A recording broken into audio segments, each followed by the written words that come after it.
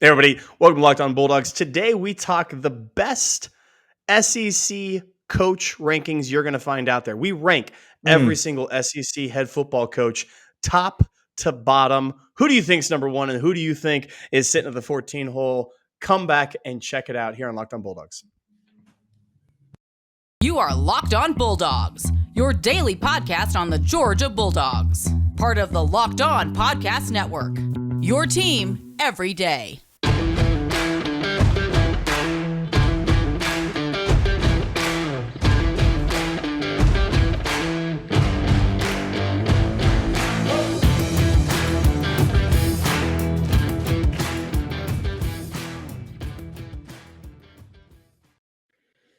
Hello and welcome to the Locked On Bulldogs podcast. I am Daniel. That is Clint. We are Locked On Bulldogs, part of Locked On Atlanta, part of the Locked On Podcast Network. Thank you so much for being here.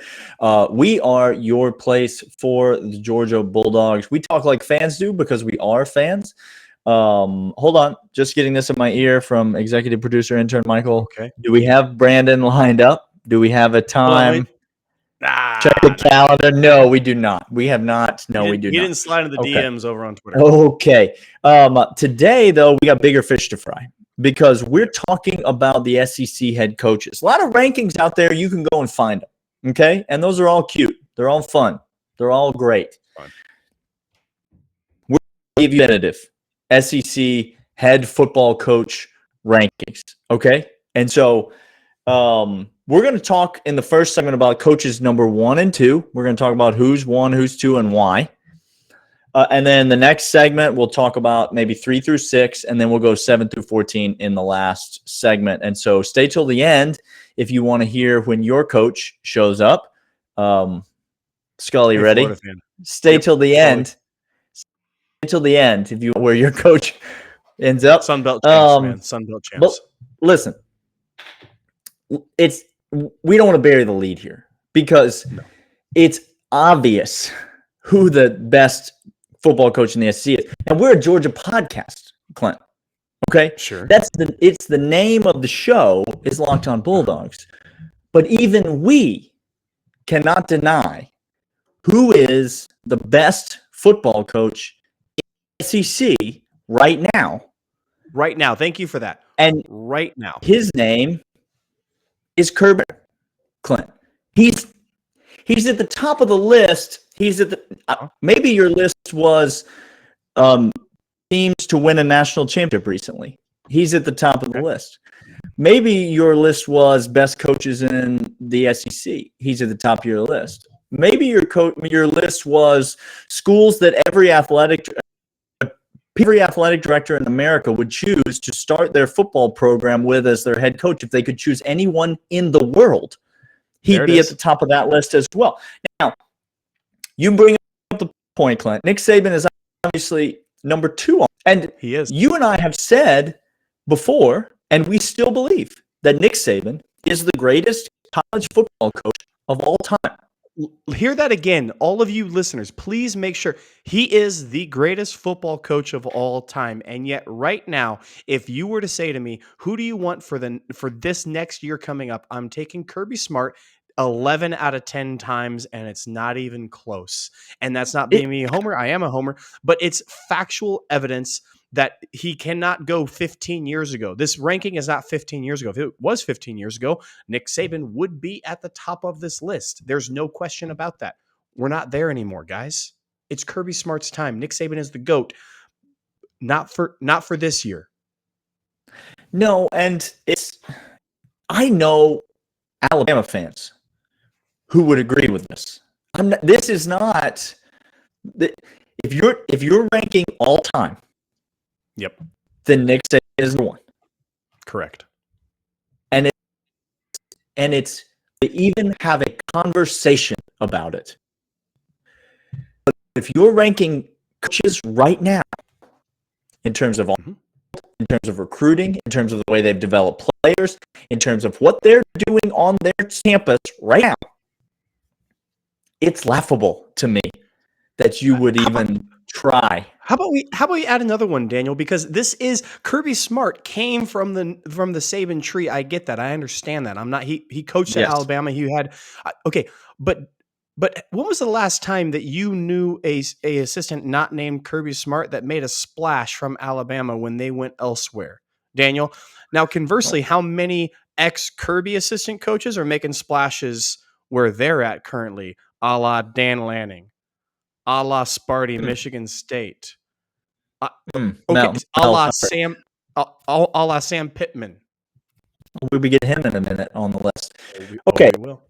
So all of those, by the way, are Nick Saban disciples. I don't know if you know this, but Mel Tucker coached under Nick Saban. Sure. Yeah. Coach tree. That's at Alabama. Yeah, So I also one time, Bill Belichick drove through Alabama, and so he's on the Alabama coaching tree. I don't know if you know that. So he 100%. It all. 100%. Listen, this analogy pains me, and we're not going to belabor the point of the rest of the list. Number one, Saban's number two. Michael Jordan is the greatest basketball player of all time, and there's no debate. There's no debate. Debate a wall. I'm not interested. Not here. Don't hear it from you. But there was a time, Clint, and it's a time, and we don't like to talk about it. There was a time when Michael Jordan played for the Washington Wizards. Are you aware that this happened? Oh, I try. My kid found the YouTube of that, and I had to explain it. Are you aware that it happened? And listen good. We're in the Washington Wizards phase of Nick Saban's career, y'all. Oh no. Wrong. In the Wizards phase. Now, can my man still hit a game winner? Yeah. Absolutely he can. Absolutely he can. Can he still go up and drop 40 on you on any given night? Yeah, still that. But this ain't the Bulls anymore. We're the Wizards. Clint. That's right. That's right. Where we're at.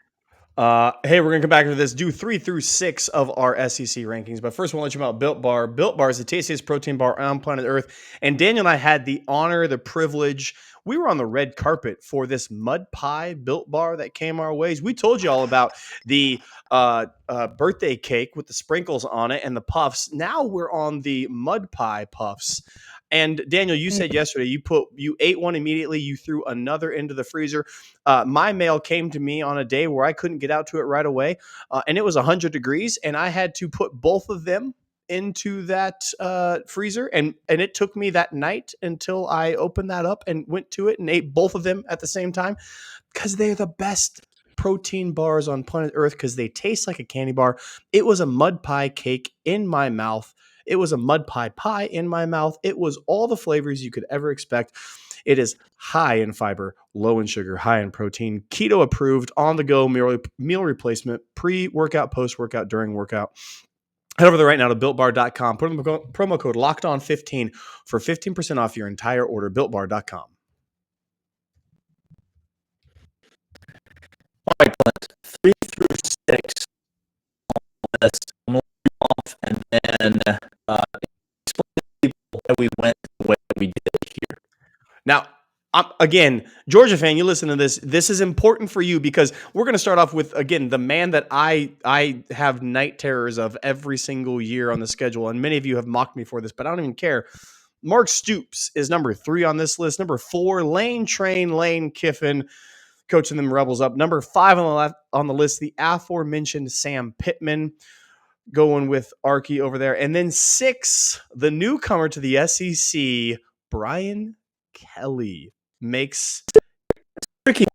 It is a tricky one. We'll get to why he's in the top 6, up there in the top half, and guys like, I don't know, Jimbo fall outside of that, Daniel. But first, let's start with Mark Stoops and why, as a coach at Kentucky, he gets number 3 on this list. And Daniel, it's very simple for me.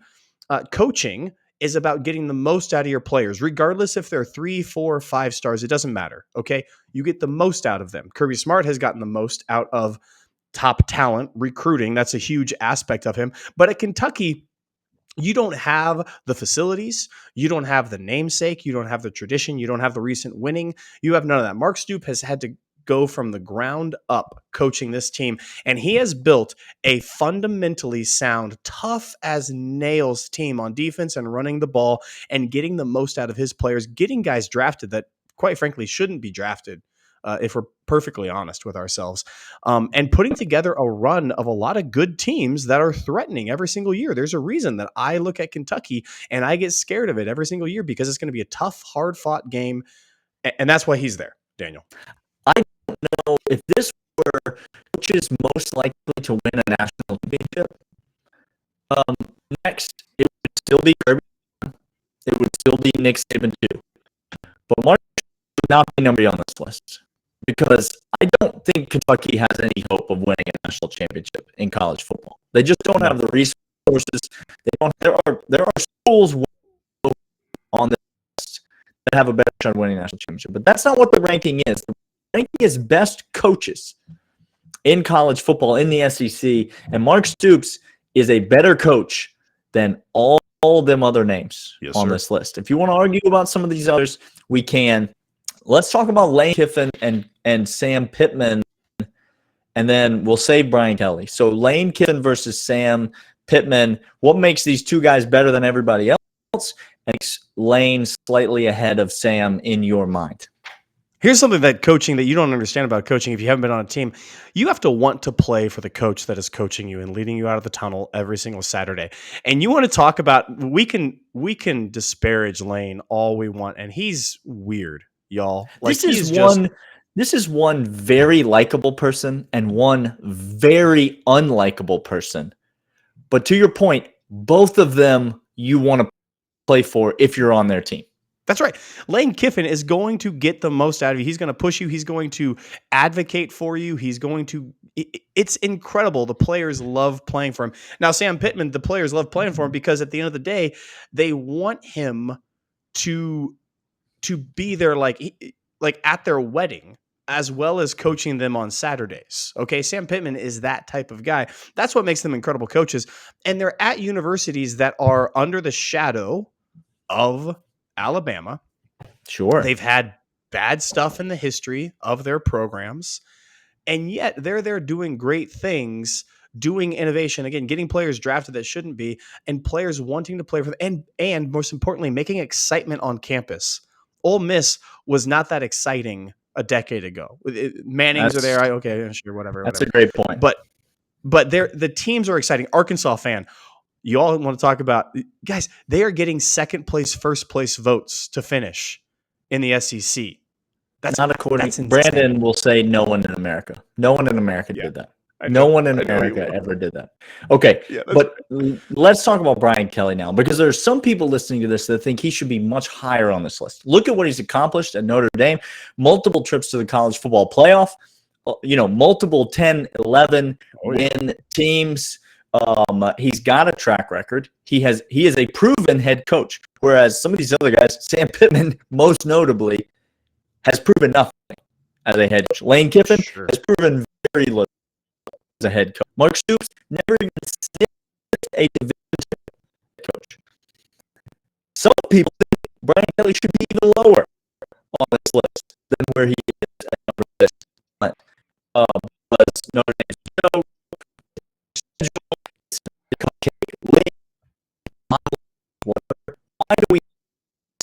what do you see at Brian Kelly? Here's what you do have to start with why he's lower on this list and not higher up is because he played as an independent and he got to go beat up on the military academies for a while and he cherry picked his entire schedule. And every single time he got in the college football playoff, what happened? But he just defecated on the bed everywhere. Daniel just waxed, man. Boat raced out of the playoffs. Okay. Now he did have a couple of very, very talented rosters. He was able to recruit, but that wasn't Brian Kelly recruiting. That was the gold and the logo recruiting. The Irish always do this. They are a national powerhouse.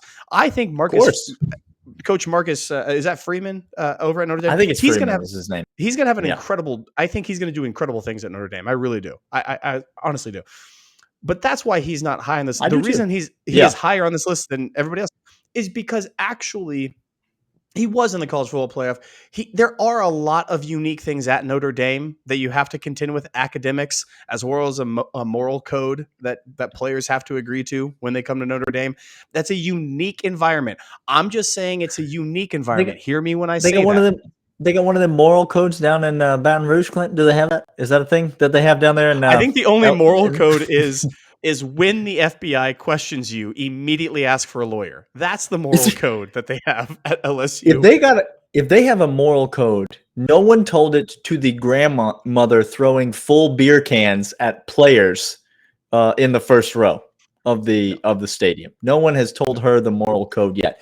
Brian Kelly, it's going to be an interesting experiment. I have Sam Pittman ahead of him on this list only based on recruiting. I think Sam Pittman is a better proven recruiter than Brian Kelly. And so now Brian Kelly, he was at Notre Dame. He's now at LSU. He's going to be able to recruit, Clint. There's not anyone can recruit to LSU. Okay. So correct. He's not going to have trouble getting players. Is he going to be able to hold up in the SEC? Time will tell. There were some people that were said to have been ready to, quote unquote, break the SEC, who we will get to later on this list. But first, this. All right, so we're back. We got 7 through 14. We've given you the top 6, and now the rest of the list. It starts with Jimbo Fisher at 7, Josh Heupel at 8, Shane Beamer at 9, Bryan Harsin at 10, Mike Leach at 11, Eli Drinkwitz at 12. Here we go. Here's old Billy Napier at 13. Ooh, there he is. How you doing, Florida? Scully, what up, bro? Slides in ahead of Clark Lee from Vanderbilt at 14. Now, listen, there's no need to talk about Clark Lee. It is a disaster. We're moving on. Where did he even come from? What even is he? He once told me for the record. He once told me that Vanderbilt was a destination in college football. Best coaching job and coaching city in America. Powerhouse, I believe, was the actual word used to describe Vanderbilt football. Okay. Yikes. Where do you want to start? Top with Jimbo, or do you want to start at the bottom with Napier? I think let's start with Napier. Let's get there. Let's get this out of the way right now. Let's get it out of the way. Why is he at number 13? Why is he this even high up? Why is Lee behind him? And why is Florida fan yelling at us right now, Daniel? Let me tell you what Billy Napier has going for him. Okay? He once coached under Nick Saban. Oh, that's interesting. No, keep going, Daniel. No, I'm sorry. I was finished.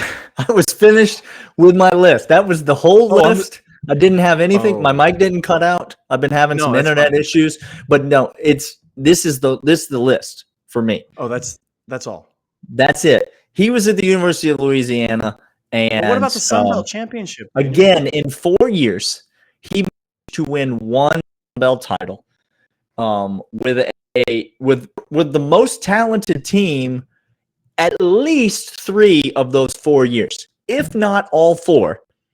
He had the most talented team in the Sun Belt at least 3 out of those 4 years, and he managed to eke out one Sun Belt title in those 4 years. He parlayed that into the head coaching job at the University of Florida, and Florida fans are just defecating on themselves because they finally got rid of the Urban Meyer they've been bringing in year after year after year. And now they get to move on to the Nick Saban coaching tree. But they swung for this guy, Clint. He's done nothing. Like, nothing. Except coach under Nick Saban. That's it. That's why he's there. Eli Drinkwitz had about a year. It's not working. People were excited. It's not working, Eli. It's not. Let me just stop you right there. It's not going to work either. Okay? Nope. No.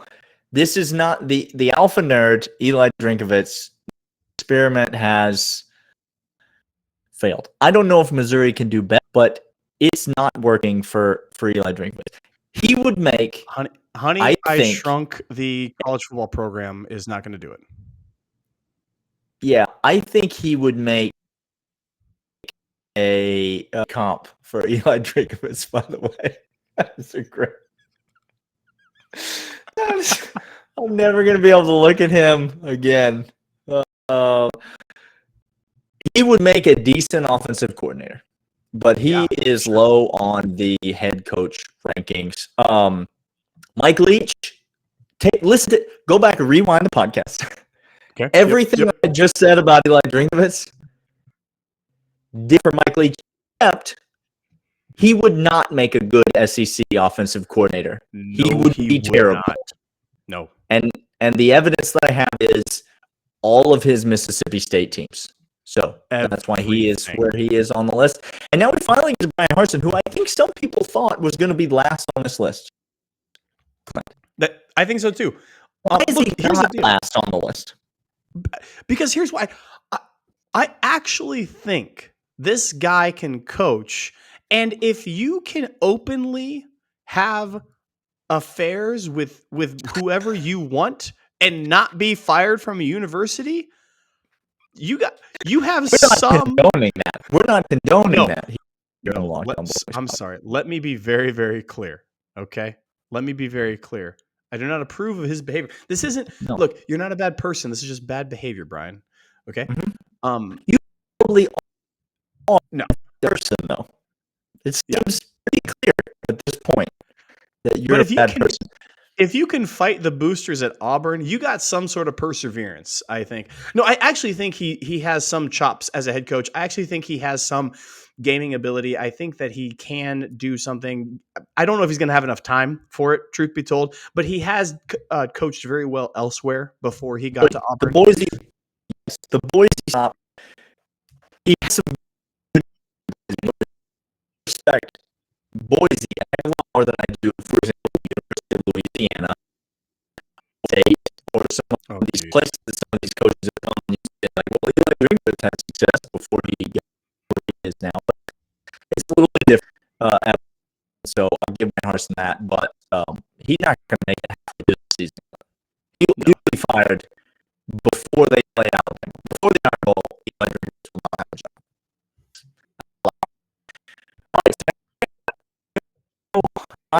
Beamer 79. He has said this list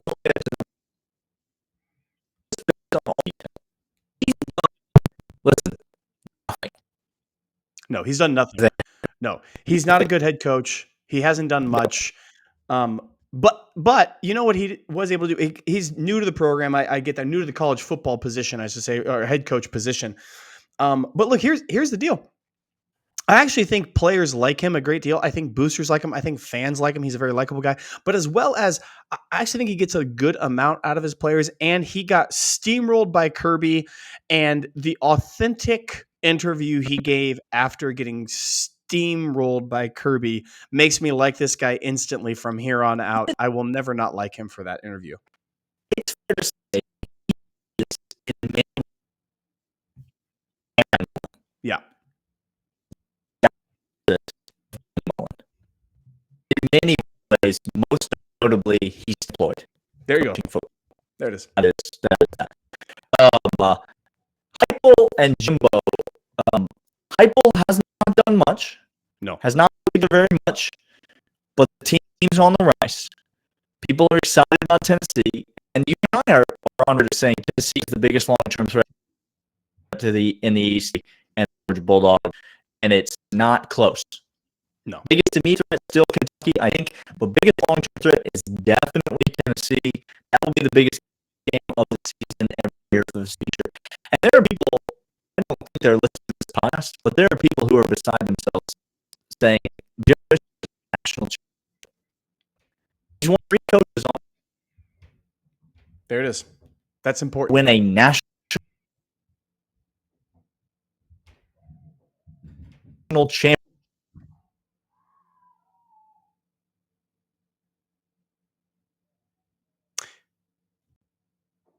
Yep. Crucial to understand that. That's why he's on this list. Yeah. So let's say it this way. What's the guy's name at Auburn? Not on. That was the head coach. Yeah. Okay. So when you recruit recruit a consistent quarterback talent. Yep. And you We've seen this before. ride him to the national championship. And Yep. then the rest of your career shows everyone that without that transcendent generational quarterback talent, you're very bad at being ahead. The national championship actually ends up making you look worse. Jim Fisher's national championship is a strike against him in terms of his coaching pedigree at this point. Because if you take Jameis Winston off that team, Jimbo Fisher may have never won 10 games as a head coach. No. Like, he never even sniffed national championship. Yep. No, it's absolutely true. That is the list. Jimbo Fisher does make his way in the lower half of that. Clark Lee at the bottom. Kirby Smith, top dog in the SEC coaching ranking. That's what we have for you. Agree, disagree. Let us know where we screwed up, where we went wrong, where you agree. I'm sure Skull Ready will be here. I'm sure Bama Fan will tell us that we're all going to get humbled this year and all that fun stuff. Thank you. We're glad you're here. I love you. Leave the comments, leave the rating or the review. Daniel and I will be back later this week. This has been Locked On Bulldogs, your team every day. See ya.